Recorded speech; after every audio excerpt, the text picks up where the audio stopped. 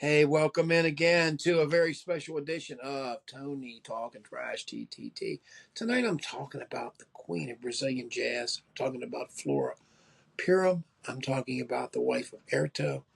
We're in Return to Forever with Chick Corea, Stanley Clarke, playing with the dookie stick all the time a lot too, and Mickey Hart of Mickey Hart, Santana, Jocko, and born 1942, Rio de Janeiro, Brazil. Had an early recording career, but what I'm talking about, and what I want to talk about tonight, are the miles of what I call the milestone years. She was signed along with McCoy Tyner and a few other to really launch the milestone label, and but in having that, believe it or not, during the same period of time she had a contract with Milestone, she puts out records in Warner Brothers. So from the year 1973 to 1979, Flora put out eight records, eight records of new material during that period of time. And I'm not talking about anything she did with Return to Forever. I'm not talking about the stuff she did with Airto and any of the releases or anything later, or even that first record. I'm kind of omitting that first record that she had. She did have a Brazilian record out. I don't have that record. I'd like to have it one day. But I hear it's completely different. They say her genre is really bossa nova. But I tell you what really interests me. There is an entire section of her type of music that is absolutely as freaking wild as Yoko ever was. It's psychedelic as hell. They put all kind of different uh, effects on she all this stuff. I mean, this gal's sophisticated. This girl's good. I mean, she is a great writer. The chords, the stuff, the musicians she has are absolutely top notch. Stanley Clarke plays on most of the stuff. George Duke plays on most of the stuff. Airto, of course, plays on all of it. And it's just a fantastic trip. And the truth of it is some of these records are uh, some of these records are not as I don't know what to say. They're a little more oriented towards pop and a little more oriented towards trying to break her through. And you're talking about years, I guess, before the 80s. I guess Gloria Estefan was hitting it big during the 80s, so they didn't really know what to do. And they were trying to break it through. But you've got records released in 77, 76, 74. And the first records were released really in 74. So you're talking really 74 to 79, which is just insane. But let's get started here, man. Let's talk about the first one. So I'm talking about everything is released in that period of time, 73 to 79. After that, there's a little bit of a detour. I'm not saying that it's not as quality, but I'm just having the focus on this because this is the era that I know. And I think it contains a lot of this crazy scat stuff and stuff that is just as, I think, is psychedelic in certain parts as any music that there is out there. And it doesn't have that reputation. I don't know why. I guess people can't deal with the Latin beats or they can't get there. But I'm going to start with one of the Warner Brothers records here to start with. And this is called Every Day and Every Night. And this is 1978. And this is really kind of probably the more song. This Airto did this. They tried to solve for this. They maybe tried to move it here. And what's really good is Michael Collenberg, involved in Blood, Sweat, and Tears, involved in different bands, did a lot of the arrangement here. And, again, she thanks Jocko for introducing her to Michael. And if it's funny, if you look online, Michael Collenberg is the guy telling that story about Jocko's mental memorization when he hired him for a gig and he flew out and he hesitated to listen to things till the last minute. But this has got some really good stuff, but it probably doesn't have as much of the freak stuff as there is before. There's some places here, but a lot of these songs are probably more songwriting. There's a lot of standard stuff. Really, the musicianship though is impeccable. But I would say, as far as these go, this is probably the least excited one. And funny, when you do that, I guess it was kind of the tack that Warner Brothers took. because when I'm looking at what my let me see here. Let me make sure this. Yeah, when I'm looking at what my next favorite one is, it's kind of strange because this is very much close in time to one of my very favorite one, and this is Carrying On, and this is George Duke, man. George Duke produced this. This is Airto on this. Leon Chancellor playing drums on this thing. I mean, George Duke, of course, Sheila Escovedo. Fantastic record. A lot of it takes off. You've got some broken kiss here. I think one of the missteps may be the cover of Freeway Jam. It just doesn't really, it works with Jeff Beck and Jan Hammer, and that's the piece that I'm talking about. But some of the stuff here, you got some George Duke tracks that are really nice, and you really have some stuff that there isn't really vocals on. She uses her voice and like an instrument, the same way that Yoko did.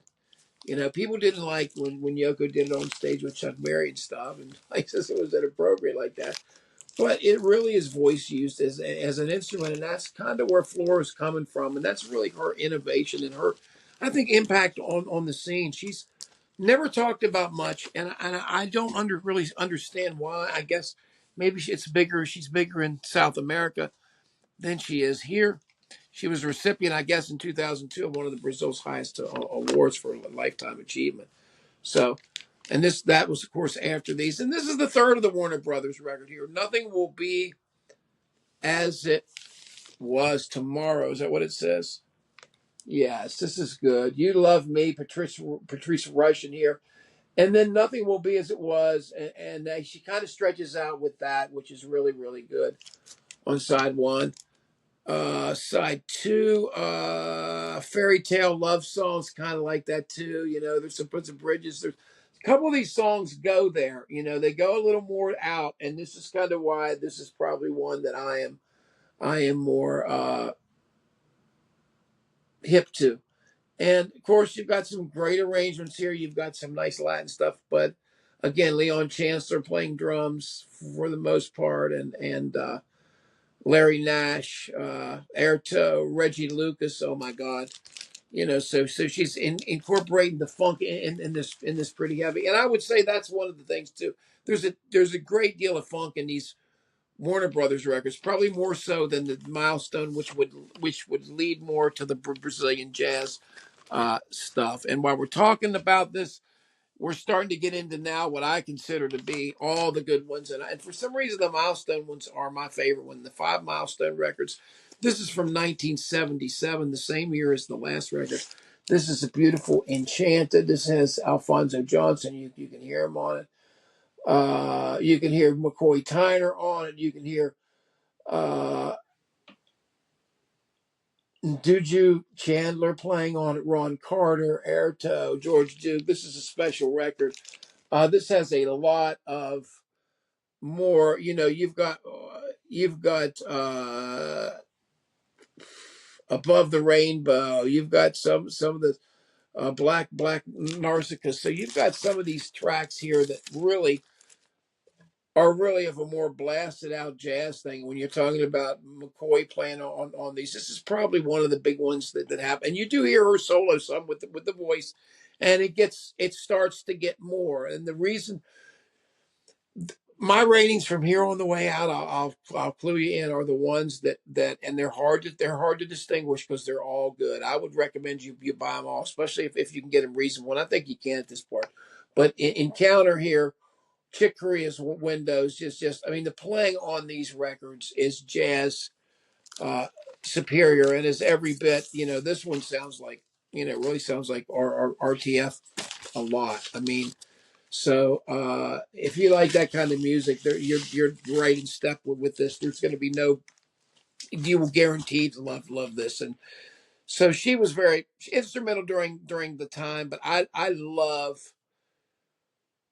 the whole vibe that she and Airto operate out of, and really all these records do. And so while we do, let's talk about the one that a lot of people like on live, and I think is rated probably the highest of some of her fans.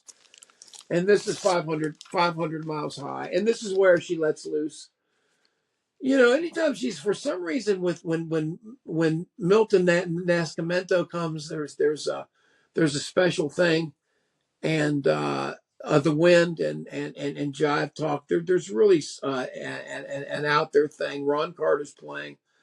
This is the Montreux Jazz Fest live recording in 1974. Again, this is a live record, but there's really nothing on here that's, when you're talking about a jazz and you're talking about a free expression here, it's good. And of course, Oren Keep News, which was the main dude in the whole Milestone deal. He was the producer here. And this is kind of an introduction to her on the world stage, but this was a wild thing. I mean, when this came on here, this was you can see that the band was just cooking, and it's great that like Ron Carter's playing with it. That's what is amazing. And the other thing that's amazing is you actually have Airto on drum set, and you don't see that very often. But he was on drum set with this, and kicking some major ass. And on this Milestone, I'm looking at this Milestone thing in here. Hell, they even had some stuff with Coltrane on here, Gene Ammons, Gary Bartz, T Monk, Bill Evans. There's so many great artists that did work on this. Stanley Turrentine, Bill Evans, Tony Bennett. What is this? Cannonball. Jerry Garcia. Even see, I guess the Fantasy label was connected to Milestone. But yeah, just a fantastic record, fantastic thing. 500 miles high. This really was one of the ones that really, I guess, first her rep broke her through, and so that is number 4. Now we get to number 3. We're gonna get to the real exciting ones here. Hold on.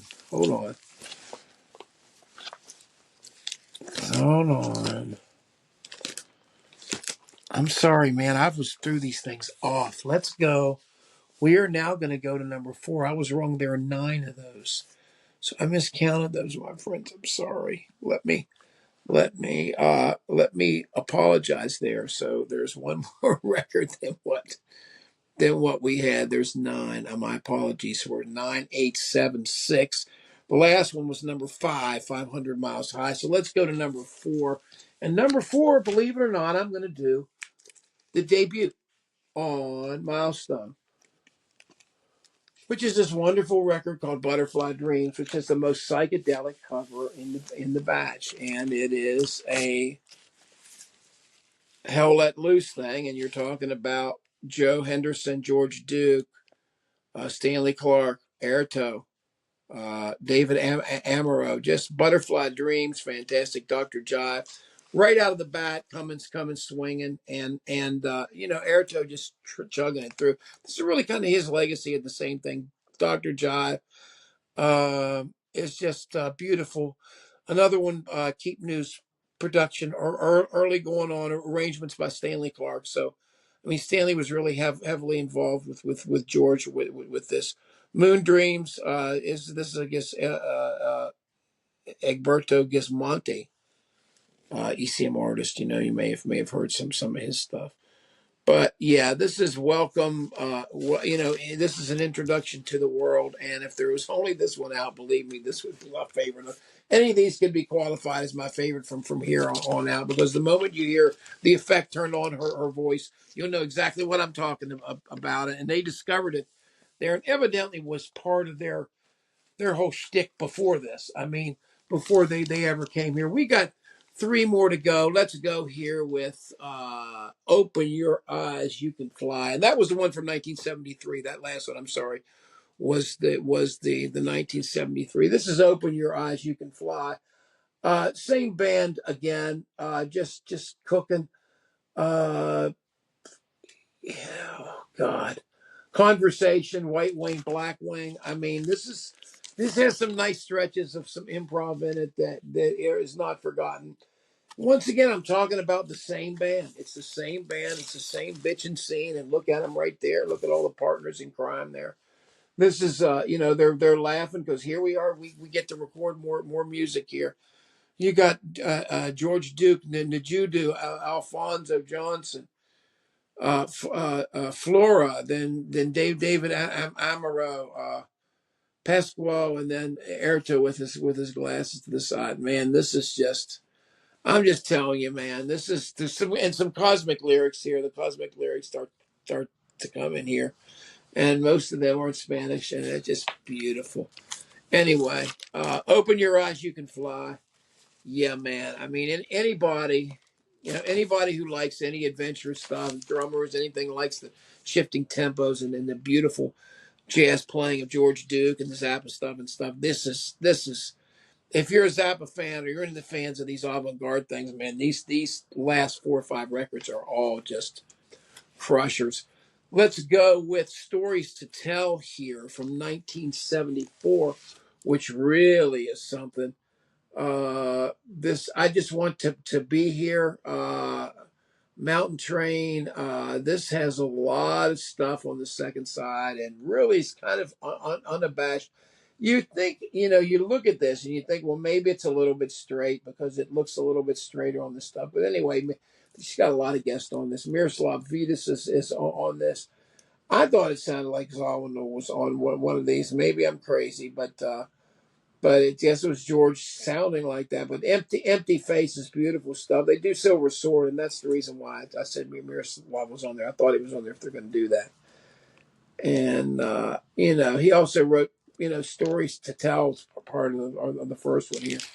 But yeah, she's not really actively really involved in some of the writing, but the improvisation and such. Once again, this is her really dealing with it and just falling into places. This is what she does, and there's just not another artist like this. I mean, it's almost, you hate to say, but it's almost toaster like. Like she's a toaster in the like in the old Jamaican stuff. So let me tell you now, this is the weirdest thing in the world. The wildest, and I think the best effects, and I think the best one that I have, ironically, was 1978. The last record she made for Milestone. That's what she said. This is the one where the funk comes out. This is the one where she just does what she wants to. It sounds kind of even more free. I mean, you saw the bird on the one. Well, this is kind of it. You've got George Henderson here, Jay Graydon, Najudu again, George Duke, Airto. But there's something about this. Bahama Mama, that's what she said. You're in my heart. There's a looseness to this. Interesting that Kerry McNabb, the guy that worked with Zappa, worked with different people, was the engineer in this. But it's funny. I think some of the same people worked on the album before Carry On, and I just think Carry On is not anywhere near as interesting. This is fresh. This is great, and to me, this is the best one. This is 1978's That's What She Said, with the all-star lineup we talked about before. Really the peak of the improvisation. Any of these really, there's not a whole lot of difference here in some of these last 3 or 4, but I would say, preference wise, if you're interested in the same sort of thing that I am, if you're interested in her pushing it and the effects and the jazz playing and the playing of the band, in none of these records do you have a situation where, well, we have a singer here, let's step back the thing. The band's freaking cooking on all these. You can tell that that's the environment that she wants. That's a stew that she's cooking up, and this is the voodoo that's coming forth. It's not like Dr. John. It's not like that, but they do get into long transcendental things and last places where Airto's playing. And if you ever see some of the stuff live and you ever get to see her live, she's something else. And I think they're still out there doing their thing. I'm not sure how often they act, but I know they're still married. I'm not sure how often they act on stage or Airto's still playing or whatever. I should know that before I do this, and I apologize to you. But it's amazing. They made some great records since then. So hats off to Flora. Flora was one of a kind artist, and I really would encourage each and all of you to really look into this stuff because there's a lot of good stuff on that label, not just Flora's music and McCoy Tyner's music and some of these later projects with Stanley Clarke and George Duke and such, but there's a lot of good stuff on it. And but I mean, this is some trippy stuff when they get the Echoplex on that, and she's going and doing all that stuff. It can be like this big wash comes, and then Airto picks up, and they, this sea pebble wash, and comes flushes across the thing with you. It's really something else. I mean, it's as crazy as yoga stuff is, and I don't know why people don't talk about it in that sense. But those are the 9 records, folks. I told you there's 8, but there's 9. So if you just remember the beginning of it, just add 1 to those till we got into 500 miles high, which I apologize for, but I didn't know why I'd left one. I'd missed. I got them all here, but I just got the wrong numbers. The numbers were misnumbered. I have 2 number 6s, which sounds crazy, but anyway, okay. Um, I will catch you guys later, and I really appreciate. Hey, do me a favor, leave your knowledge of Flora or anything about that, or any of your favorites down below. If you have a list, you have some of your favorites, you have some of the things, anything else you'd like to recommend to the people, please leave your thoughts and anything below. We do appreciate you being here with us. Please subscribe if you could. Do me a favor, hit the like button. Let's try to get some likes going. Move this thing up. Again, the great Flora Purim. Again, this is the milestone years, 1973 to 1979, ranking all the 9 records that were released in that short period of time. Unbelievable, really. I mean, it's a lot of productivity. But I will catch you guys later, and we will see you next time with something else new, interesting, or unusual. Talk to you next time. Thanks, guys. Bye. Remember standing on the curb at the Christmas parade.